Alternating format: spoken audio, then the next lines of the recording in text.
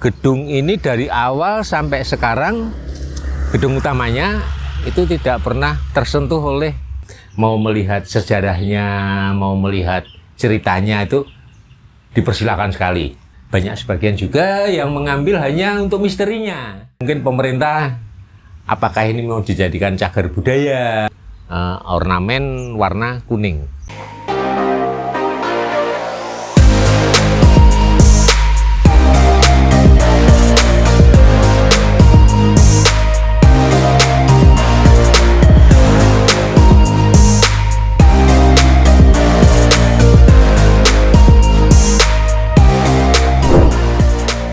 Pecinta mobil klasik, welcome back to channel YouTube Kuno.id. Oke, sebelum nonton video kali ini, jangan lupa ya subscribe channel YouTube-nya Kuno.id dan nyalakan tombol notifikasi untuk update video terbaru. Udah pada nggak sabar kan? Kuy, langsung aja pantengin.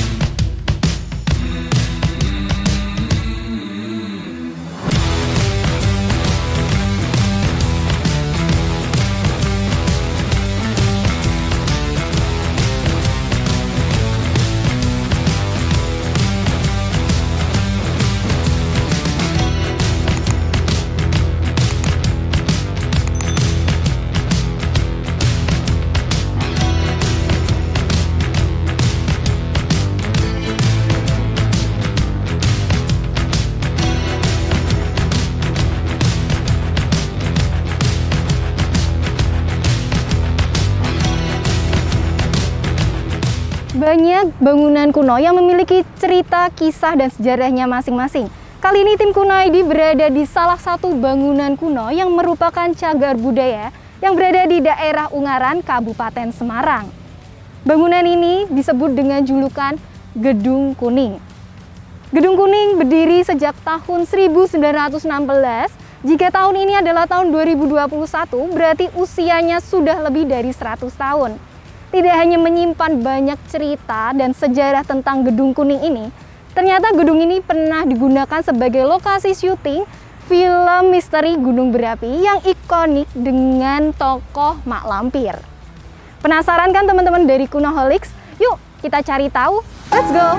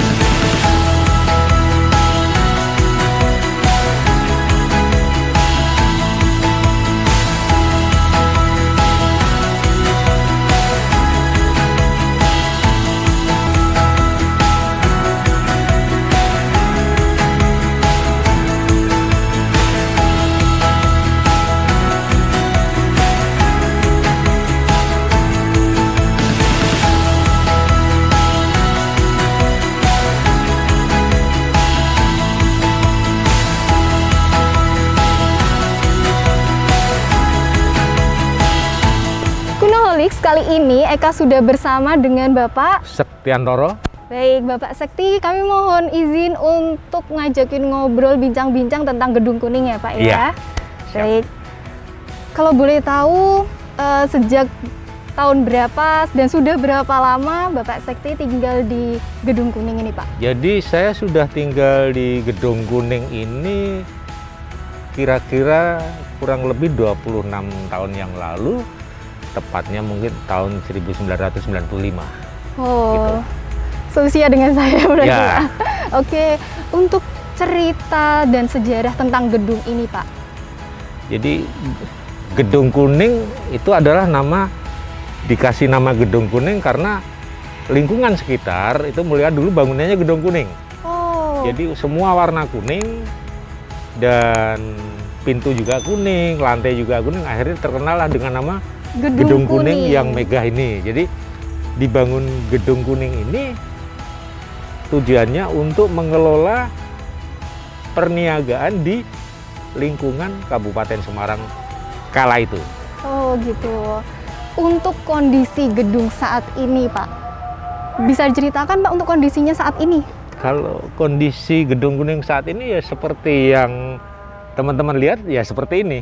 Jadi kita tidak sanggup untuk merawatnya. Oh gitu. Iya. Tapi masih tetap dijaga kan Pak? Masih tetap dihuni oleh anggota dari Di daerah sini ya Pak ya? betul. Oke.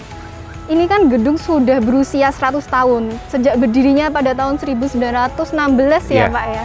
Iya. Oke, ini banyak sekali dong berarti cerita-cerita yang tersimpan dalam gedung ini Pak. Jadi yang paling utama cerita yang tersimpan adalah tujuan dibangun gedung ini sendiri di Kabupaten Semarang, khususnya di Kota Ungaran ya. Jadi itu untuk ngelola perniagaan atau hasil perkebunan di lingkungan Kabupaten Semarang. Nah, bisa dilihat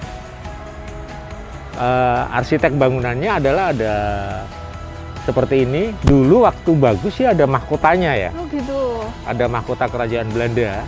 Terus di samping-samping kan ada patung-patung singa.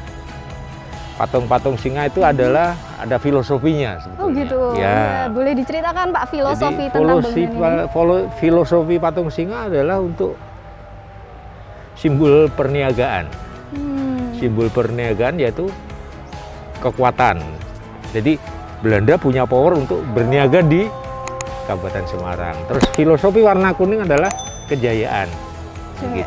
Makanya dulu juga ada mahkota gitu ya Pak? Ya, mahkotanya yang sudah rusak kan mahkotanya ini. Boleh memberikan pesan dan kesan untuk teman-teman Kunoholics Pak? Untuk teman-teman Kunoholics juga pemirsa yang lain, saya berharap bisa menjadikan Gedung Kuning adalah inspirasi buat sejarah, buat arsitek dan lain sebagainya. Tapi harapan saya, marilah kita gali keindahan Gedung Kuning itu sendiri. Itu yang paling utama. Jadi saya berharap siapapun bisa datang dengan tujuan-tujuan untuk mengeksplor Gedung Kuning dengan hasil yang maksimal tentunya. Oke, bisa mempelajari sejarahnya, Iya. kemudian konsep dari bangunan ini sendiri, terus estetika bangunan itu dibangun itu semua ada di sini sebetulnya. Oke. Baik. Oke, terima kasih Iya. Pak atas waktunya. Selamat melanjutkan aktivitasnya kembali. Terima kasih juga. kasih, Ika. Pak.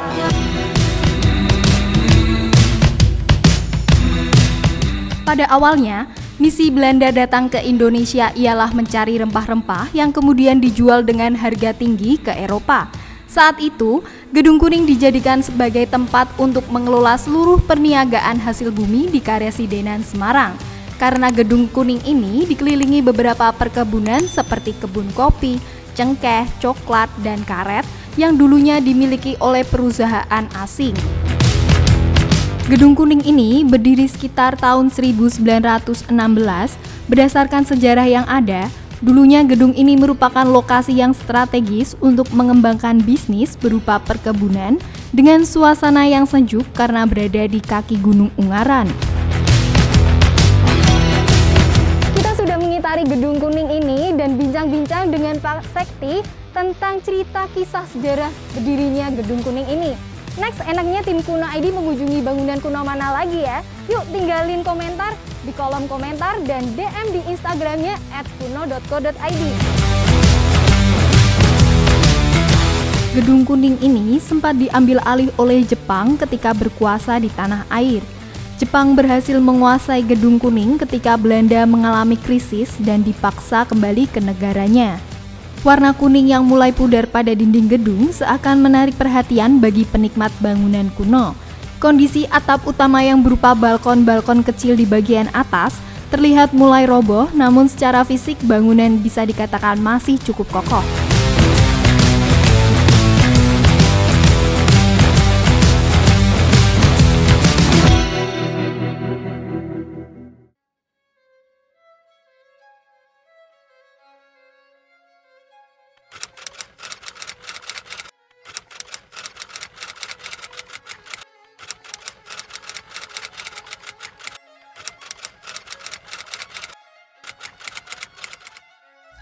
Jadi sedikit saya bercerita singkat tentang Gedung Kuning. Dibangunnya Gedung Kuning adalah untuk kegiatan niaga. Di sini untuk kegiatan untuk mengelola perkebunan se-Kabupaten Semarang kala itu. Jadi tahun 1916 itu pemerintah kerajaan Belanda masih menguasai Republik Indonesia. Dengan berlimpahnya hasil perkebunan di Jawa Tengah, khususnya di Kabupaten Semarang, maka mereka berinisiatif mengelola perkebunan. Nah, untuk mengelola itu dibutuhkan sarana dan prasarana, maka dibangunlah oleh satu kemungkinan perwakilan kerajaan Belanda untuk membangun Gedung Kuning ini untuk kegiatan niaga, untuk administrasi dan lain sebagainya.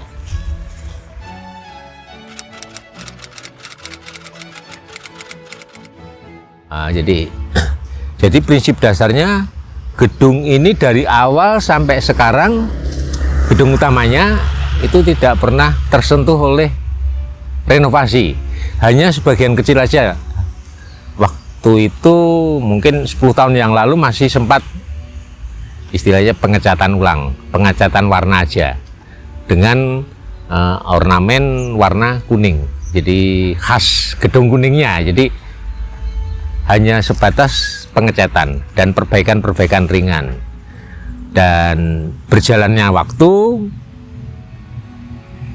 tidak ada biaya untuk perawatan total.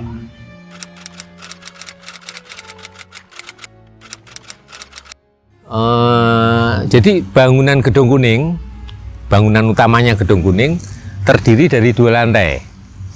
Jadi lantai bawah itu untuk aula, ada ruangan aula, ada ruangan makan, ada ruangan kamar tidur untuk penjaga-penjaganya waktu itu. Karena pada prinsipnya Gedung Kuning adalah untuk kegiatan rapat. Jadi untuk kegiatan rapat, untuk berbagi tugas mengelola perkebunan se-Kabupaten Semarang.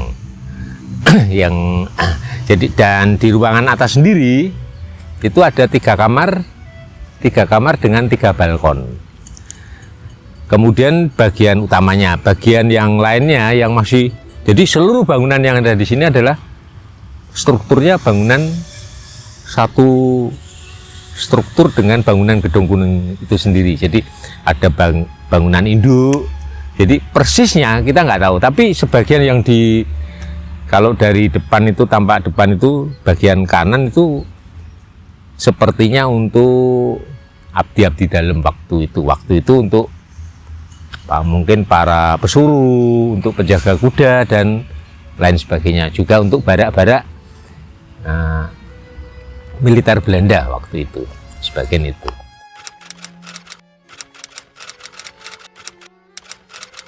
Ya, Jadi pemerannya adalah orang Belanda. Kalau orang Indonesia itu mungkin mandor-mandor ataupun pembantu-pembantu yang, jadi kan tidak mungkin orang Belanda sendiri merawat bangunan ini, tetap melibatkan orang-orang pribumi, yaitu orang-orang Indonesia.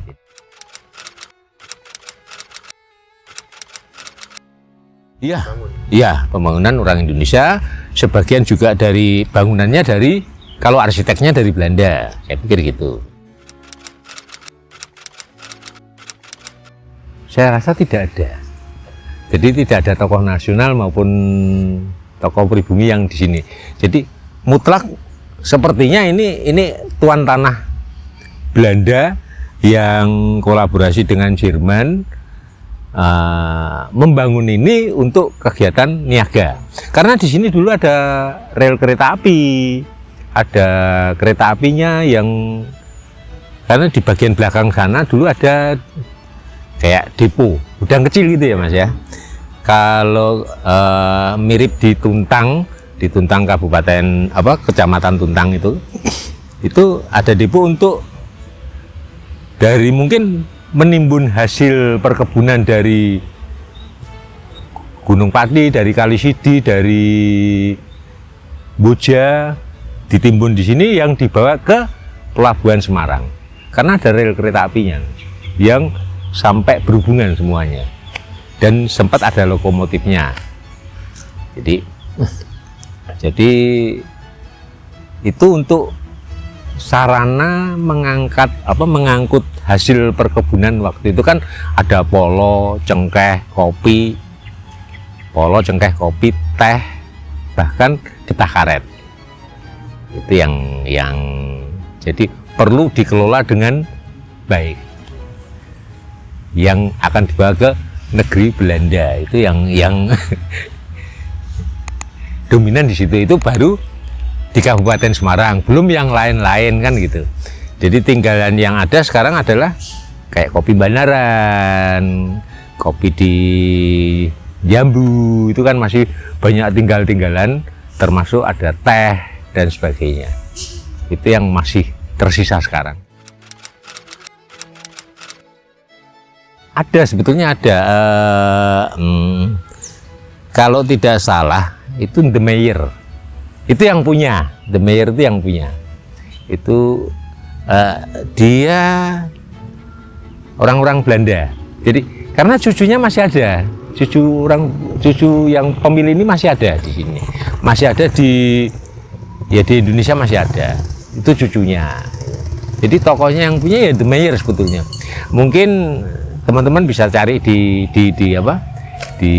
sejarah di ini, karena ya kita sebagian yang tahu itu aja Mas.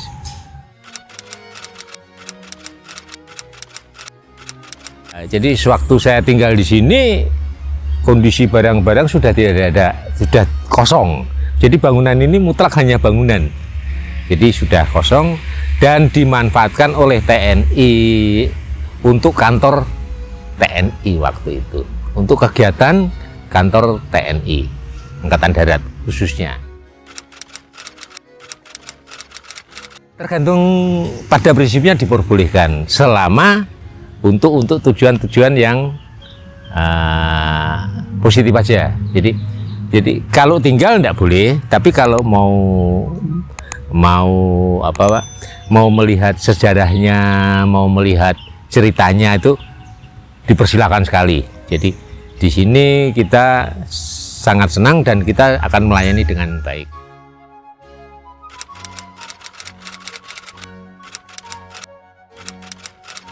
Seperti di belakang ini ada tulisan ND Dispertnehmer 1916 sampai 1919, sesuatu yang abadi. Jadi itu abadi gitu loh Mas.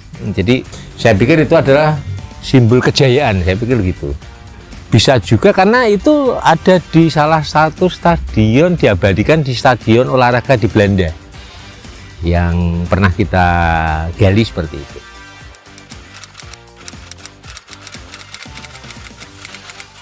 Teman-teman dari arsitek Unika, satu, kedua dari Undip, ketiga dari UGM. Jadi hanya menilai, jadi bangunan ini kalau mereka bilang sangat-sangat indah, dan komposisi untuk pondasinya itu tanpa tulang, jadi hanya tumpukan-tumpukan bata. Itu yang mereka tertarik di situ sebetulnya. Jadi bangunan ini tanpa ada besi, tulang besi yang untuk apa istilahnya, untuk pondasinya itu apa ya, untuk tulangannya itu tidak, tiangnya tidak pakai besi, tapi tumpuan-tumpuan bata yang tertata dengan kokoh sampai hari ini. Itu yang mereka yang tidak habis pikir sampai di situ, dengan bangunan yang bertingkat. Nah, yang belum dipahami teman-teman nikah itu bagaimana dak lantai duanya itu apakah dengan besi ataukah dengan papan ataukah dengan yang lainnya, karena memang itu belum terurai sih, karena masih tertutup kan. Tapi yang jelas di tulangan dengan keroposnya tembok itu kelihatan hanya tumpuan-tumpuan bata yang tertata dengan rapi. Jadi gini, saya terutama yang tinggal di sini itu selama ini mengamati banyak yang saya amati. Kalau saya lebih tertarik pada sejarah, karena Gedung Kuning itu sendiri punya nilai sejarah yang sangat luar biasa, baik dari segi estetika pembangunan, dari arsitekturnya sendiri, dari bagian-bagian desain di dalam ruangan itu sendiri, dan sampai unsur warna, dan kenapa dinamakan Gedung Kuning itu semua pada prinsipnya sangat berarti. Jadi kalau boleh saya mengusulkan untuk siapapun mungkin pemerintah, apakah ini mau dijadikan cagar budaya atau satu bangunan yang bersejarah, itu lebih indah sebetulnya. Namun banyak sebagian juga yang mengambil hanya untuk misterinya.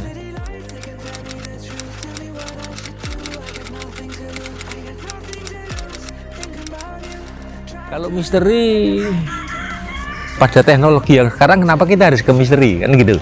Pada teknologi yang maju, kenapa kita harus kembali ke sistem-sistem yang benar-benar menurut saya tertinggal, karena kita harus mengacu pada teknologi,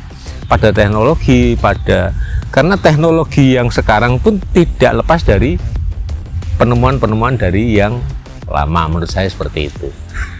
Jadi harapan saya, monggo teman-teman yang masih muda yang berkarya, jadikanlah bangunan ini suatu bangunan yang bernilai dan bersejarah. Itu aja pesan singkat saya. Ya kalau saya ada masalahnya, ya kiranya saya mohon maaf, karena ini hanya sebagian keinginan ataupun usul dari kita penghuni yang di sini. Syukur kalau direnovasi. Demikian, terima kasih. Thank you for watching Kunoholic. See you on the next video. Bye bye.